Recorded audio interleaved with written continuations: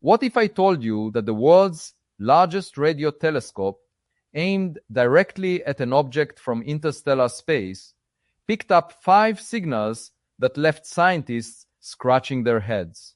And not just any signals, these 5 signals came back from the object in a way that couldn't be explained by anything in the natural noise catalog. Initially, researchers chalked it up to clock oscillator interference. But here's where it gets fascinating. This explanation doesn't fully add up. Stay with me, because what I'm about to walk you through might completely change how you view this event. Before we dive deep, take a moment to subscribe and hit the like button. What I'm about to share is based entirely on real, published data and official mission reports. There's no speculation here, only hard science. By the end of this video, you'll understand why the space agencies are meeting behind closed doors, discussing findings that we don't even know about yet. Now, let's set the scene. We're talking about a comet, but not just any comet. This is 3I, Atlas, a mysterious interstellar object that entered our solar system from beyond. And let me tell you, what's been happening with this object is beyond anything we've seen before. Back on January 5th, 2026, FAST, the world's largest radio telescope, detected 5 narrowband signals from 3I, Atlas. These signals are significant because narrowband emissions are typically associated with technological systems like radio signals sent by us. Natural astrophysical phenomena like comets or asteroids usually produce broadband emission signals that cover a wide range of frequencies, but these signals were different, precise, and deliberate, almost like something was intentionally communicating with us. The initial explanation from the scientific community was that these signals came from clock oscillator interference, a harmless type of noise generated by the telescope's own hardware. But hold on a second. Clock oscillator noise doesn't work the way these signals were behaving. You see, oscillator noise is always present, regardless of where the telescope is pointed. So if this was really the cause, the same signals should have appeared in all beams, not just the one aimed at 3I, Atlas. This is where things get interesting, because the signals didn't just match the expected interference, they came from only one beam aimed directly at 3I, Atlas. And this wasn't the first time that researchers had raised an eyebrow. For months now, scientists have been trying to make sense of what's going on. And here's the thing, when the world's largest radio telescope detects signals like this from an object that came from interstellar space, the usual explanations just don't cut it. But that's only the beginning. Over the past few months, we've been learning more about 3I, Atlas. And what we're discovering is even stranger than you might think. Just 72 hours ago, the European Space Agency, ESA, released a video from their JUICE spacecraft, which was in the perfect position to study 3I Atlas. The spacecraft had just completed a flyby of Venus, and its instruments were perfectly suited to study the object. In total, ESA collected 11.18 gigabytes of data across 5 instruments, more data than most missions collect in months. But here's where it gets even more intriguing. They only released a small fraction of that data, a video showing 3I, Atlas, moving through space, looking just like any other comet. Pretty, yes. But what about the rest of the data? Let me take you back to May 2025. 5 weeks before the official discovery of 3I, Atlas, the test satellite, which is constantly scanning the sky for exoplanets, had already captured this object in its field of view. The data was there in the public archive, but it wasn't until July that the discovery was officially announced. Why the delay? Why was this data, which could have been analyzed much earlier, kept quiet for so long? It's questions like these that keep me up at night. What does this tell us about the timeline? Was it just a matter of routine analysis? Or was there something more behind the scenes that needed confirmation before the public could know the truth. Before we go any deeper into the mystery of 3I, Atlas, let's talk about what happened once the object was confirmed. Right after that confirmation, the JUICE spacecraft was strategically positioned to study it at the perfect moment, right after 3I, Atlas, passed perihelion, the closest point to the Sunday. It was at this point, when the object was most active, that JUICE took its observations. But here's where it gets even more interesting. Normally, space missions like this take months of planning and preparation, but ESA had only 4 weeks to execute the entire observation campaign. So they made an unprecedented decision. They bypassed the usual calibration steps to speed up the process. Now, calibration is vital because it ensures the data is accurate, but ESA took a risk. Why? Because the timeline was too tight and they needed to gather data no matter the cost. This is not a normal approach for space missions, especially when studying a comet as unique as 3I Atlas. Why would they take such a drastic step? What is so urgent about this mission that the usual safeguards were set aside? Let's talk about why this mission needed to move at lightning speed. When 3I Atlas was confirmed as an interstellar object in July 2025, someone at ESA immediately ran the numbers. They realized that the JUICE spacecraft, which had just completed a flyby of Venus, was going to be in a perfect position to study the comet at the most crucial moment right after it passed perihelion, the point in its orbit closest to the Sunday. This was the moment when the object would be most active, releasing gases and material as it heated up under the sun's radiation. The timing was extraordinary, almost too perfect. JUICE's instruments were uniquely suited to study the chemistry of icy bodies, so it seemed like fate that this spacecraft would be in just the right spot to observe 3I Atlas. Normally, these kinds of science missions take months of meticulous planning, but ESA had only 4 weeks to prepare for this critical observation. The mission managers were faced with an incredible challenge. To meet the deadline, they decided to bypass the usual Science Operations Center (SOC), which is responsible for ensuring data calibration, validation, and quality control. Now, this is a huge decision. Space agencies never skip this step. It ensures that the data we get is accurate and reliable.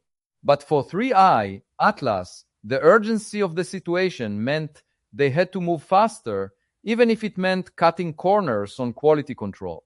And this isn't just some minor process, this is the scientific integrity of the mission.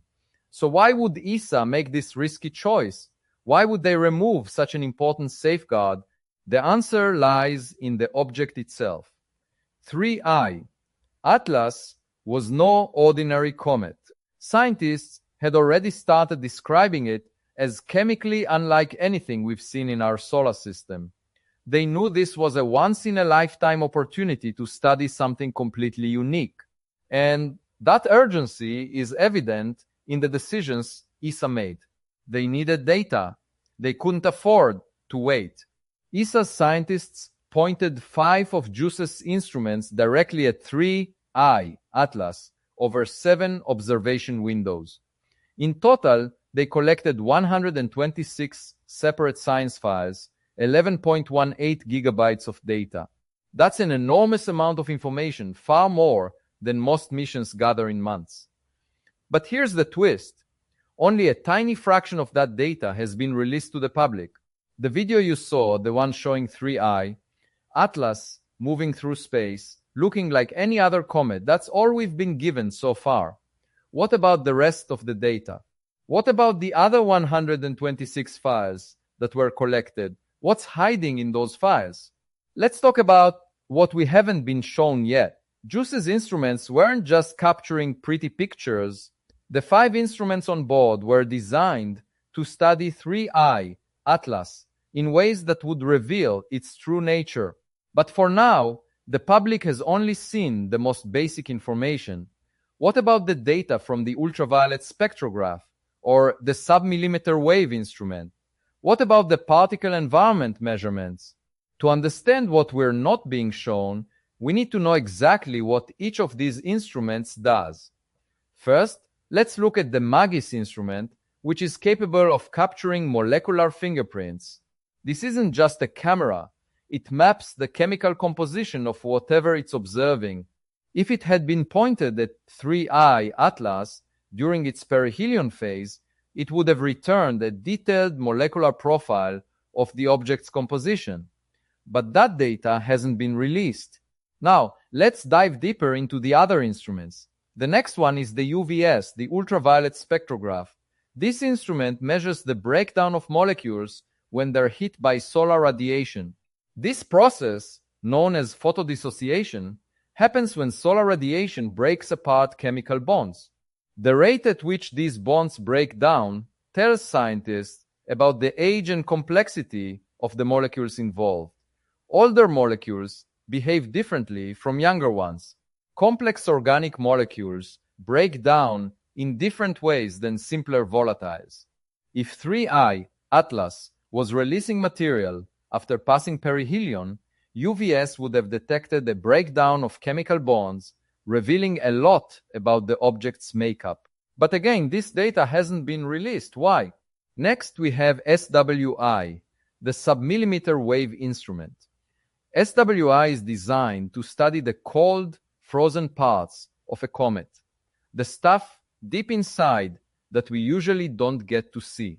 When a comet is heated by the sun, it releases material from its interior, and SWI is capable of detecting the thermal structure and chemical composition of this material. It can also identify trace molecular species that are invisible to other instruments. If 3I Atlas was releasing something unusual, SWI would have detected it. But where is that data? Why hasn't it been made public? And then we have PEP, the Particle Environment Package. This instrument doesn't measure light. It measures particles, ions, electrons, and plasma.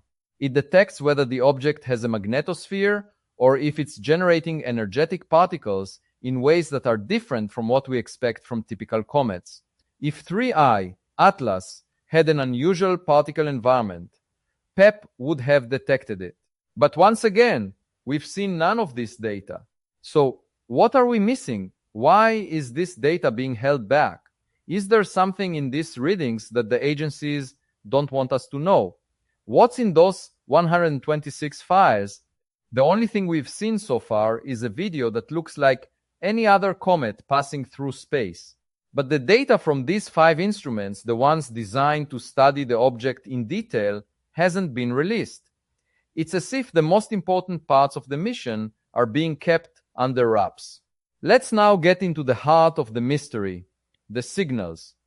As we discussed, these 5 narrowband signals detected by FAST didn't behave like regular cosmic noise. They came from the central beam aimed directly at 3I Atlas, not from the reference beams that are used to identify interference from Earth-based sources. This is a crucial detail. If these signals were truly clock oscillator interference, they should have appeared in every beam, not just the central one. So why did they appear only in that one beam at that specific time and from that specific object? Researchers initially claimed that the signals could be explained as harmonic interference disturbances created by the telescope's clock. But here's the problem. Clock oscillator noise is consistent and would be detectable in every beam, regardless of where the telescope is pointing. Yet, these signals were only detected when FAST was focused on 3I Atlas. That raises a critical question. Why did this specific interference appear only in that one instance? Was it truly just noise? Or is there something more here that we don't fully understand? The team who analyzed these signals concluded that they likely originated from the telescope's internal systems. But if that's true, why did they only appear when the telescope was pointed at 3I Atlas? And why only on the final observation date, January 5th, 2026? The object had already passed perihelion, where it would have been exposed to the maximum amount of solar radiation. If 3I Atlas is an inert body, this should have been the most active period for it, and yet we saw 5 distinct signals. No signal on the October observation dates, no signal on the December observations, just the 5 chirps on January 5th. What's important to understand here is that these signals weren't a fluke. These were precise, narrowband signals, which are typically associated with intentional transmission, something that doesn't happen by chance. It's almost like something was sending out a signal directly at the telescope.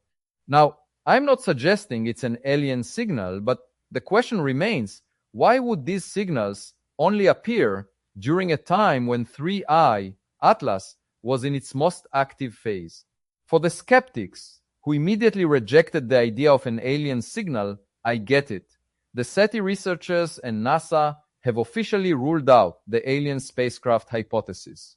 But the data we're seeing raises important questions that haven't been answered.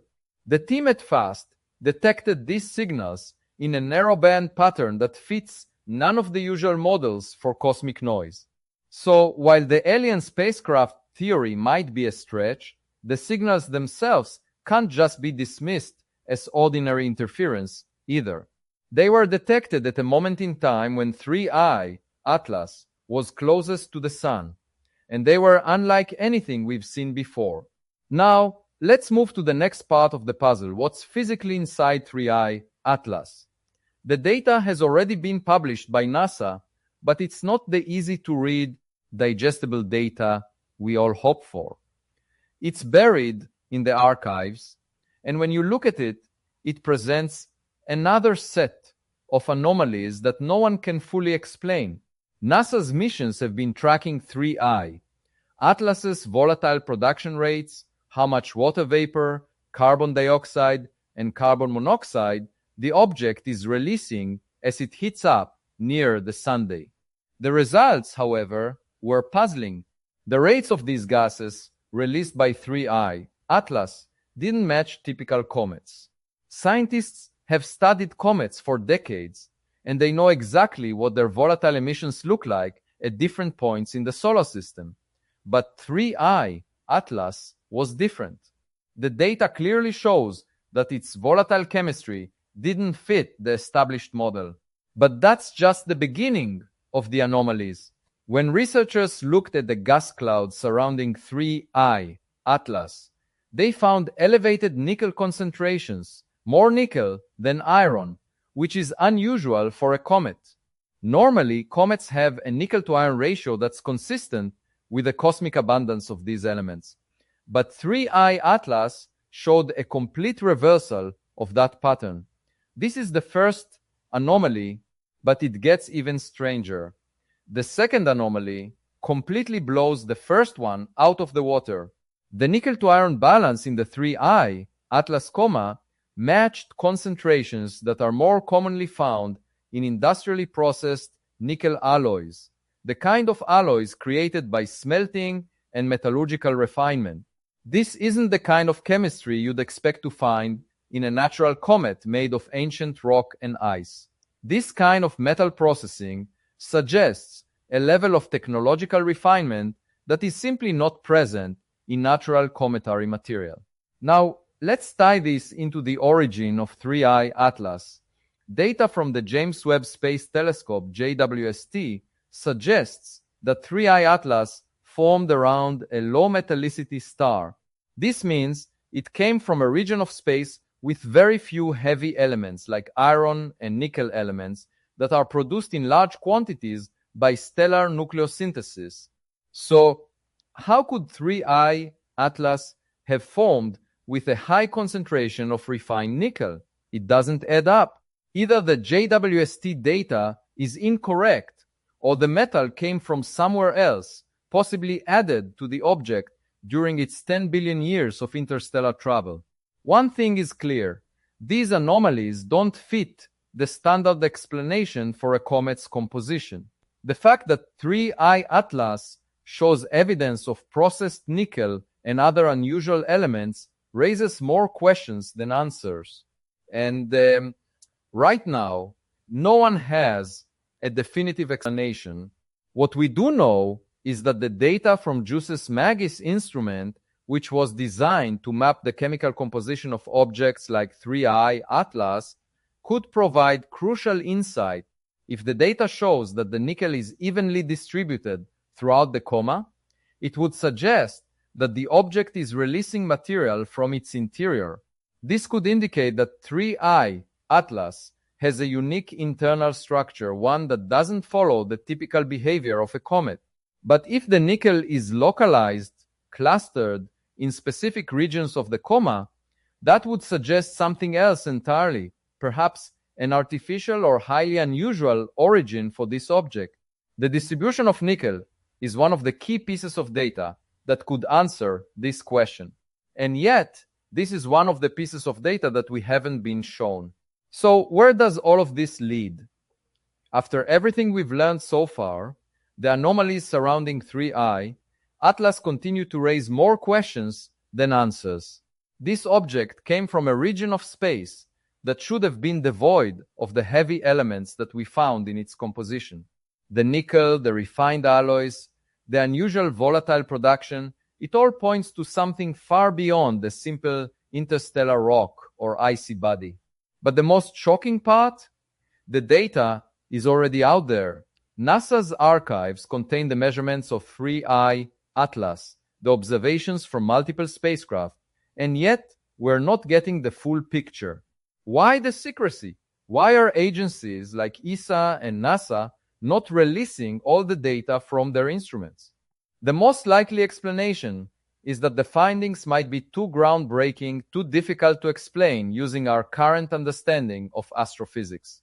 The scientific community has been downplaying these anomalies, labeling them as outliers or errors. But at what point do these outliers become a pattern that can no longer be ignored? Remember, we're dealing with an object that survived 10 billion years of interstellar travel, passed within 100,000 kilometers of Jupiter's gravitational boundary, and executed a perfect slingshot out of our solar system. How could an object like this be so perfectly designed to interact with our solar system?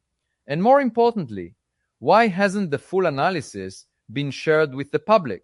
Right now, all of the data from the JUICE spacecraft's instruments, including the analysis of 3I, Atlas's volatile production, the particle measurements, and the chemical composition, is still under review. The scientific teams have met, and the analysis is ongoing. But here's the catch. The object is already leaving our solar system. In just a few months, it will be too far away to study with any of our current instruments. The Hubble Space Telescope has already taken its last images, and 3I Atlas is dimming faster than models predicted. This is our final chance to understand what this object truly is, and yet the data remains locked away in archives with no public explanation of what the results are. I don't want you to just sit back and accept the official line without questioning it. I'm asking you to look at the facts. This is not just another comet. This is an interstellar object that defies everything we know about how objects from outside our solar system should behave. The signals, the chemical anomalies, the unexplained patterns in the data, they demand further investigation. And while we wait for more answers, I urge you to stay curious. Continue to ask questions. The world of space exploration is full of mysteries that we may never fully understand, but that's exactly why we need to keep pushing the boundaries of our knowledge. Before I wrap up, don't forget to hit that subscribe button and leave a like. When the next set of papers from JUICE's team is published, you'll want to be here to break them down with me, line by line. We've only scratched the surface of what this interstellar visitor has to tell us, and trust me, the answers could change everything we know about the universe. Thank you for joining me on this deep dive into the mystery of 3I Atlas. Stay tuned because as the story unfolds, we'll be here to cover it all. Make sure to subscribe, like, and share this video with others who are just as curious about the cosmos as you are. Let's keep this conversation going and continue uncovering the secrets of the universe, one discovery at a time.